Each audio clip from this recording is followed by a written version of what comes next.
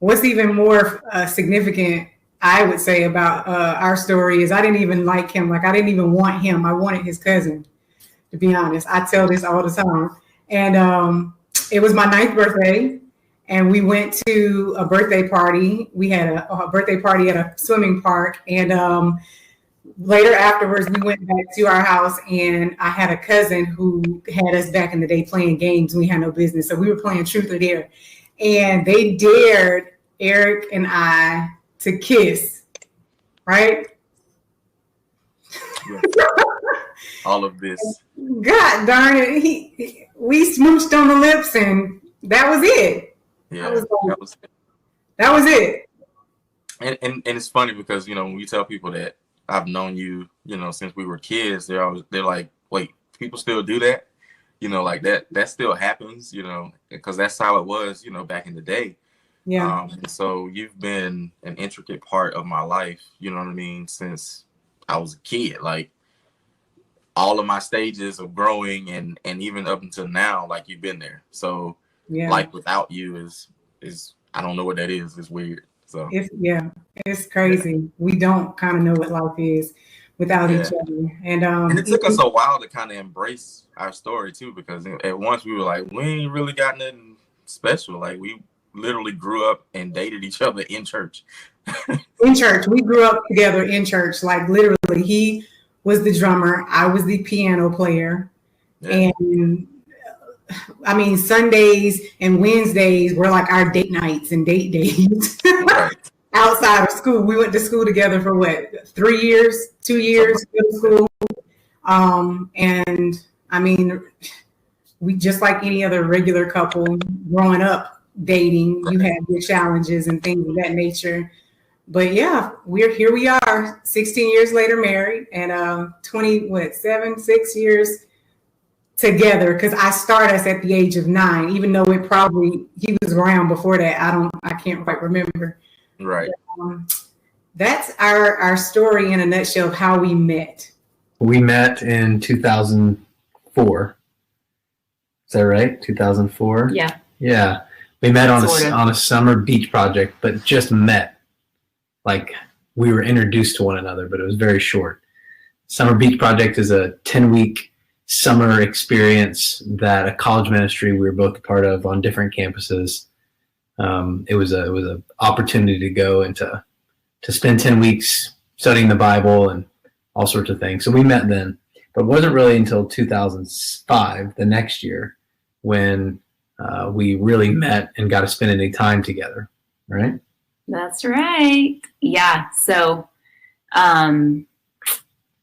what would I would say the short version, or one way to say the short version would be that Damein had some clear direction from the Lord to pursue somebody that he didn't know super well, knew of, which would be me. Yeah. And I didn't know about that direction that he had until probably months later. And I would say it took a little bit of convincing, but once I knew, we were married probably 5 months later, I would say. So a year total. It was about a year from the time we had really connected to when we got married. And I know, do you want to say a little bit about how that all came about for you?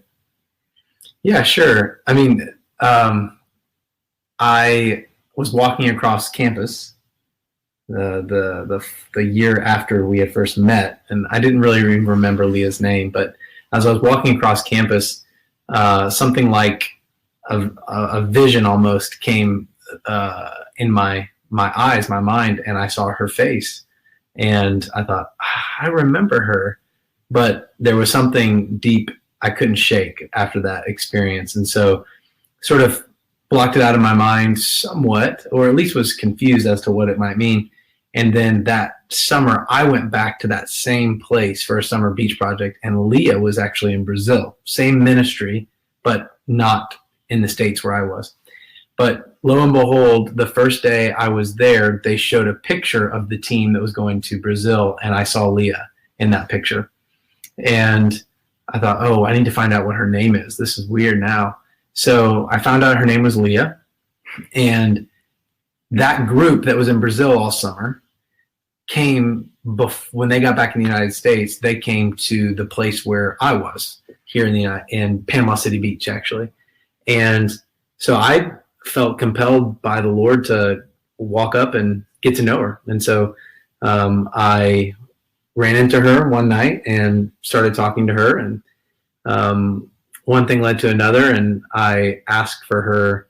Actually, I didn't. Somebody else asked for her email. You got my address. info from someone else. Someone else who I guess was into her asked for her email address, and I got it from him and emailed her and said I was going to be in her neck of the woods, which was in Middle Tennessee, a couple weeks later, and we had a long date. And so she gave the short version, and I gave the intermediate version. Yep. All right. So, it was a nice cold winter of 2002, and I was just minding my own business.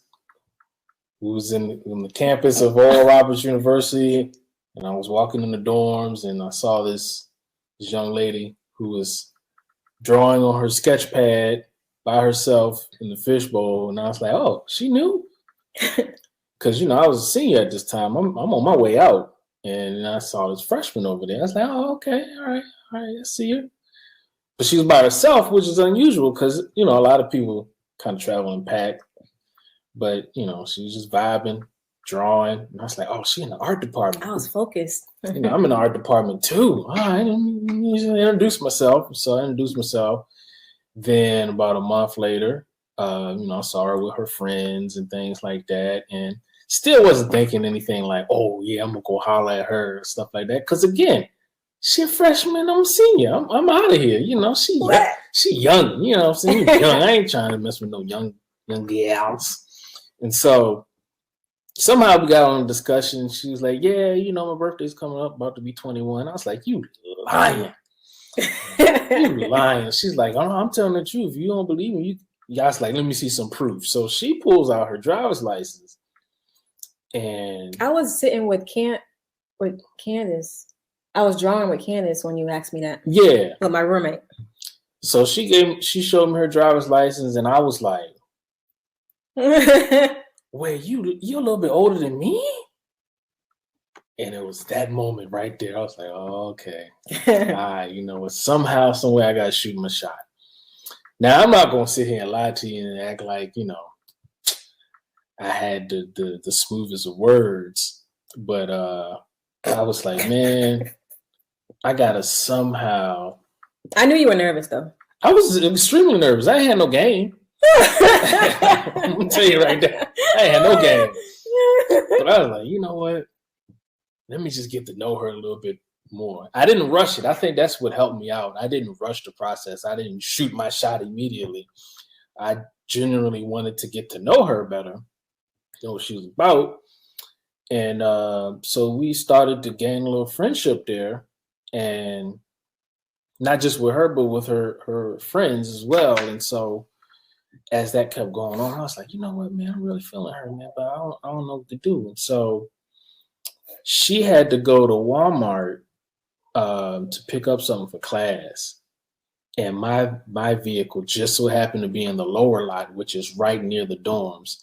But she was about to go up to the upper lot where, you got a little bit of a walk before you get to your car. And it was nighttime. It was nighttime too. And so I was like, oh, this is it. This is my shot. So I was like, oh, wait a minute. My vehicle's right here. I can take you to Walmart. No problem. Don't even worry about it. She's like, oh, okay, cool. So I was kind of surprised she said, okay. I was like, oh, wow, that worked.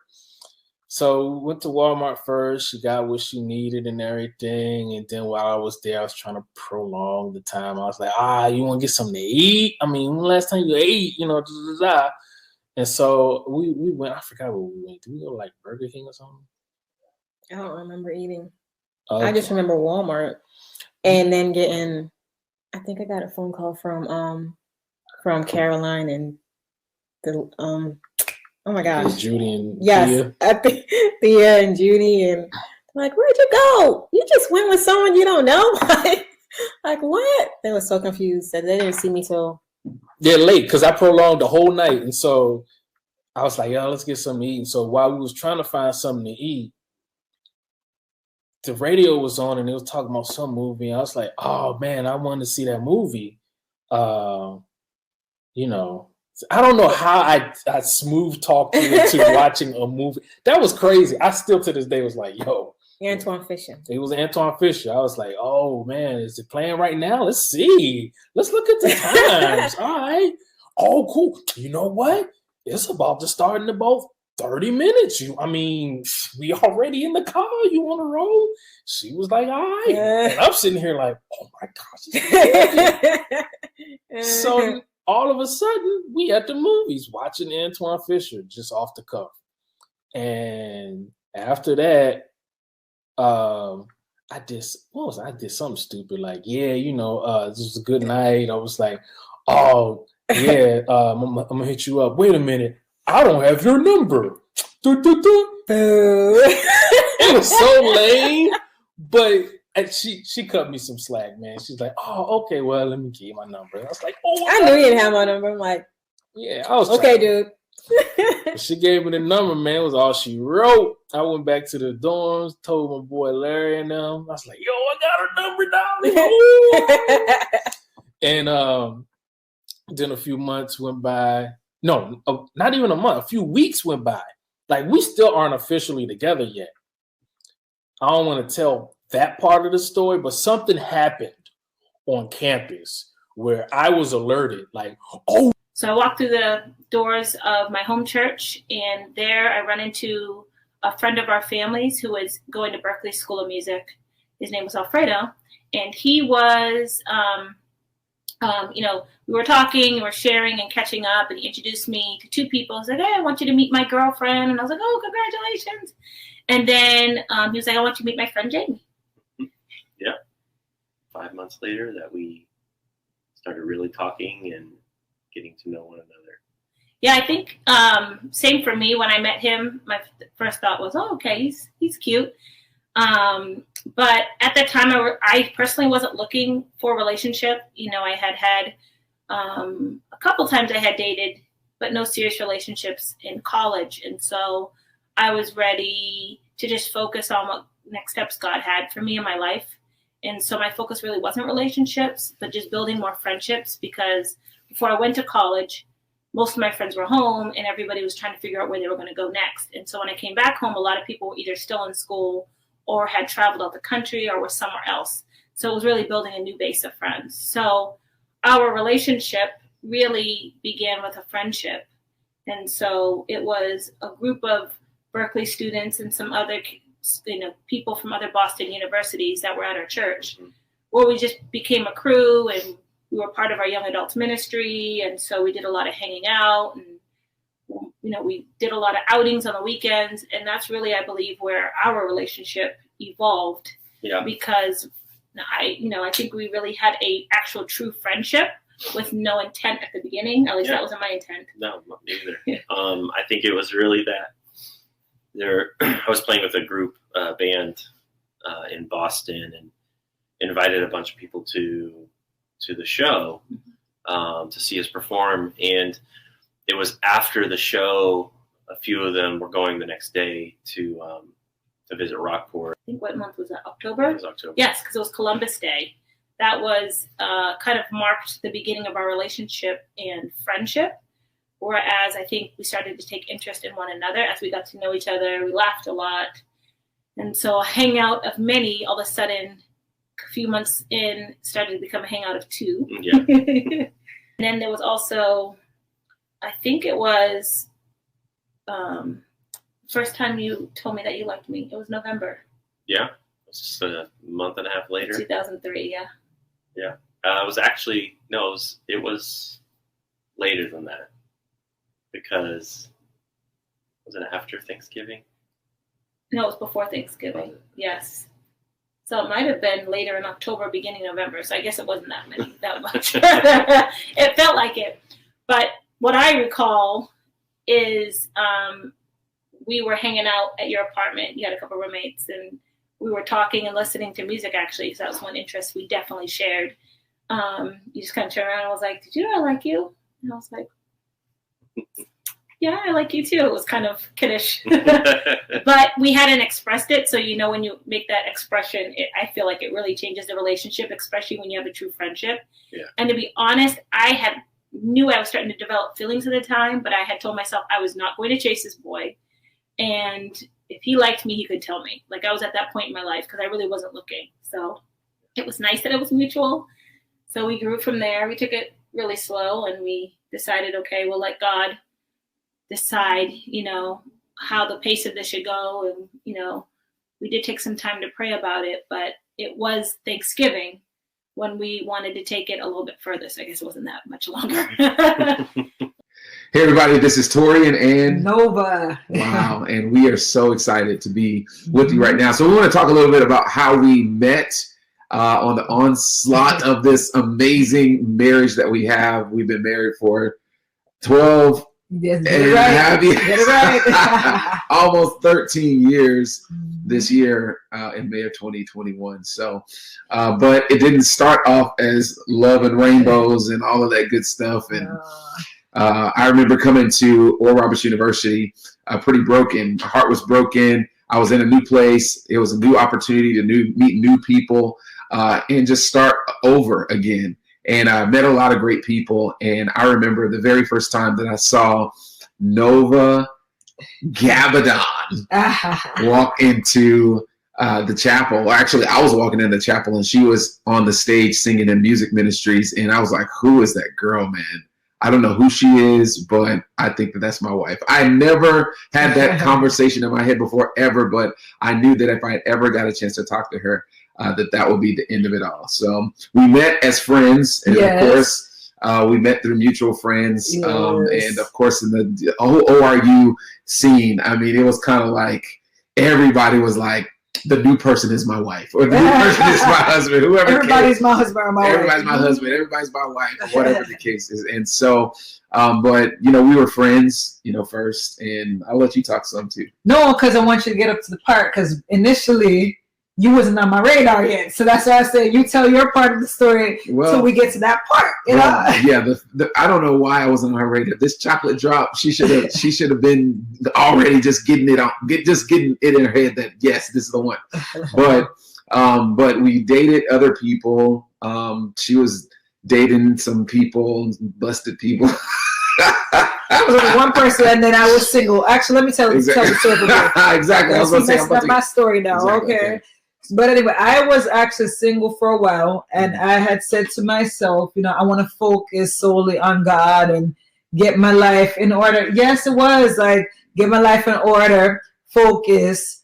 And so we became friends. Yes, and at that time, I knew that he was interested in me. So as being a good friend, I said, okay, I asked him, are you interested in me? Do you like me? He said, yes. And then I told him right then and there to cut it off. Like, you know, I will never date you, you know, because I was just focused on what the things that I was feeling like God wanted me to do and to like really on inner healing for myself. Yeah. That I didn't want to date anybody at the time. Yeah. I mean, but our relationships were complicated. So let's not say that we weren't dating people. The reality is that our relationships were complicated. Still trying to find ourselves, still trying to figure out what life is all about. I mean, we're in our young 20s, you know, trying to have grown folk conversations, thinking about dreams, thinking about purpose, destiny, and all of those different things. And so, yeah, my whole situation was, man, I was dating a whole bunch of people.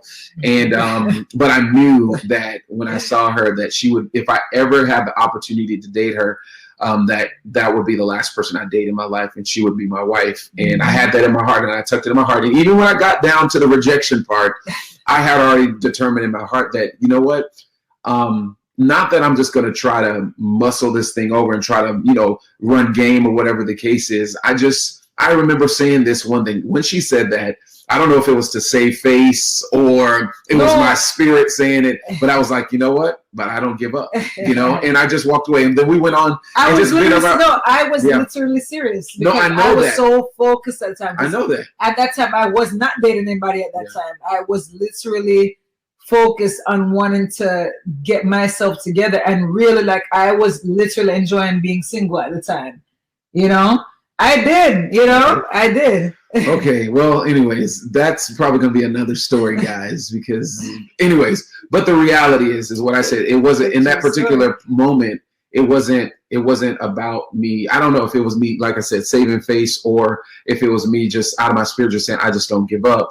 But that was the end of that conversation. And I never pursued her like that. I never, you know, I never was like, I wasn't like a stalker or whatever the case is, because I'm from the South. And we have Southern hospitality down there. And if someone says no, it's no. I mean, it's not an end of the world for me. You know, it wasn't a rejection like, oh, everybody hates me or whatever the case is. And anyways, so we went on, and at the end of that year, that was probably that was in the fall. That was clearly in the fall, around October or something of that nature. And I remember just having this collision with purpose. Love and lifestyle.